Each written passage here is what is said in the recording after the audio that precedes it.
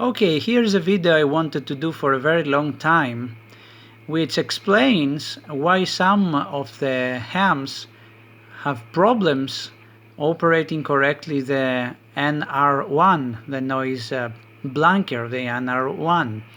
And one of the problems is that they fail to switch correctly from receive to transmit, or the relay inside fluctuates when they do so. Now the problem with this is usually big ground loops or not true PTT, not true grounded PTT. Now the NR-1 requires a true grounded PTT. That is, if you short the internal connector, the internal pin of the RCA PTT connector to the external, to the ground, it will switch from TX position, which is the bypass position, from the RX position to the TX position. Okay, so it's going to switch to the bypass mode, which is the TX position, if you short the internal pin of the RCA of the PTT in the NR1 to the external one, to the ground.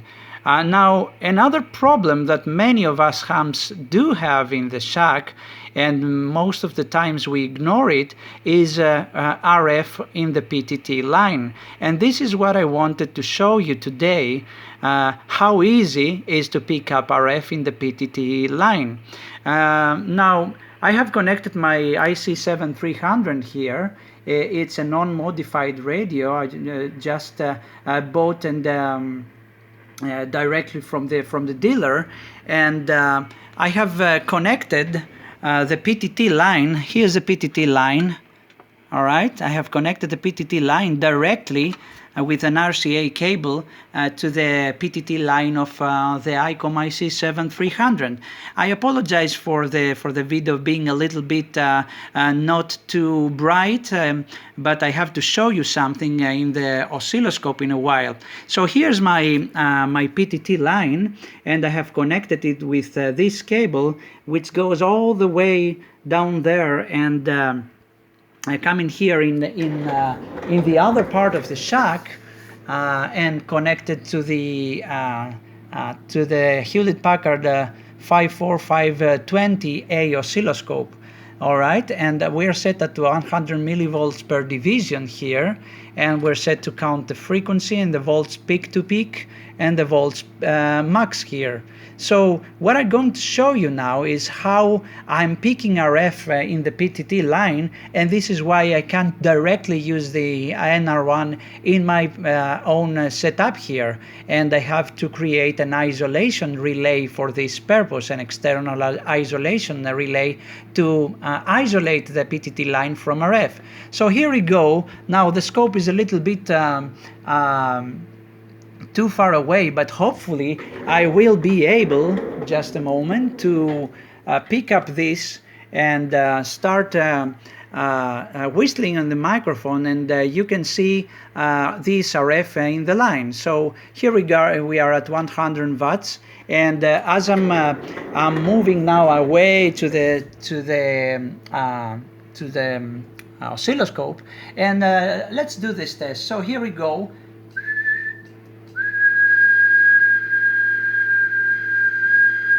So you see how much it's picking it up. It's at the frequency I'm operating at 7.07 megahertz. So you can see it there, hopefully,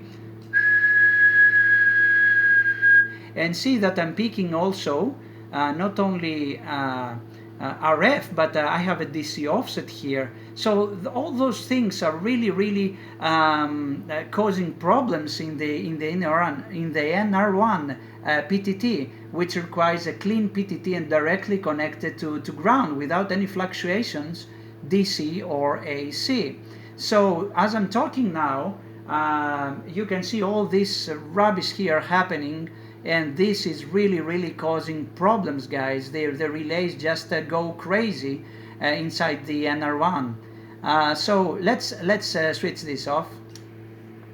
All right, and I'm coming back to the transceiver here, and I'm telling you, this is a brand new transceiver, not modified at any way, and this has this problem. It's picking up RF from inside the shack, or directly through the transceiver, through the internal circuits of the transceiver.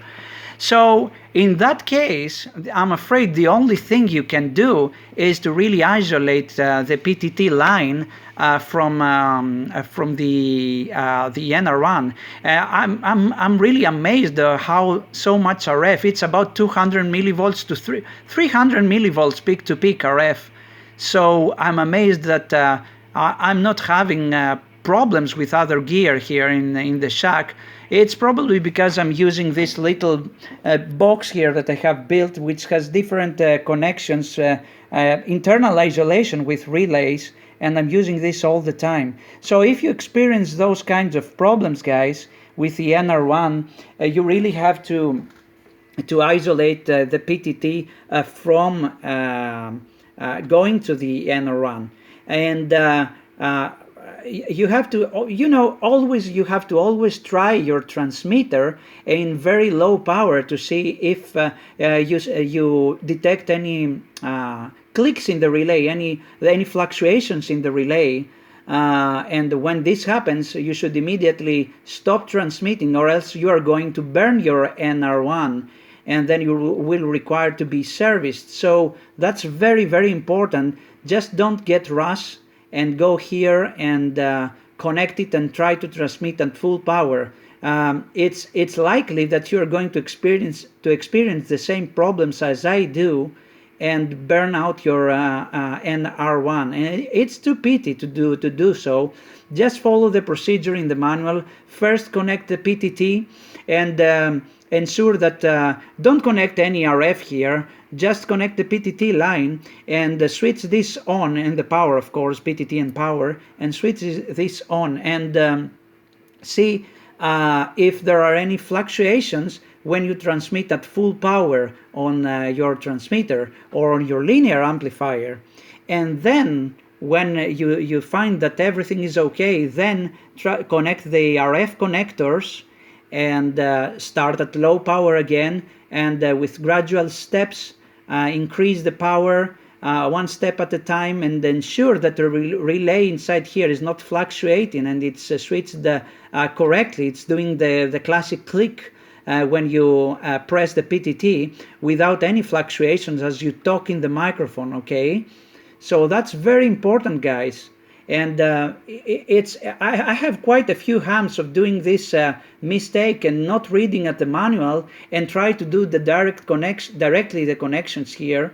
They're just too hurry to connect this thing, and I can understand them, but you have to read about the things the manual mentions and try to ensure a real PTT here. It's just it must be a clean ground connection, and you can actually verify that this thing is working by just shorting the PTT connector at the back of the NR-1. So you can just use a piece of a small cable and short the internal to the external pole of the RCA here to verify that this thing is working. So I think that's all I had to say, guys, and I have shown you, I have proven you that how important it is to have a clean PTT here, and many shacks do not have. I was thinking I had a clean PTT here, to be honest, but I don't. So I always use the external isolation relay here. One reason I'm not putting this isolation relay inside the NR-1 is because I have to protect your transmitter, your transceiver, because on simple circuits you might get into trouble with connecting this external, just a simple external relay and feeding it with DC, because sometimes when the PTT is up, I mean not working, it's open, then you may experience the full VCC to your PTT line going inside your transceiver, and that might be a problem or not, depending on the transceiver internal schematic. Okay, so always check about these things and try to ensure in a safe way how to do it, how to do isolation of your PTT line, okay? So I think that's all I had to say, guys, and thank you very much for watching this video. I hope you find it interesting, and I hope it will give you a good example, a good information of what you have to do when you get the NR-1, when you happen to get the NR-1 in the shack. Thanks once again, and 73.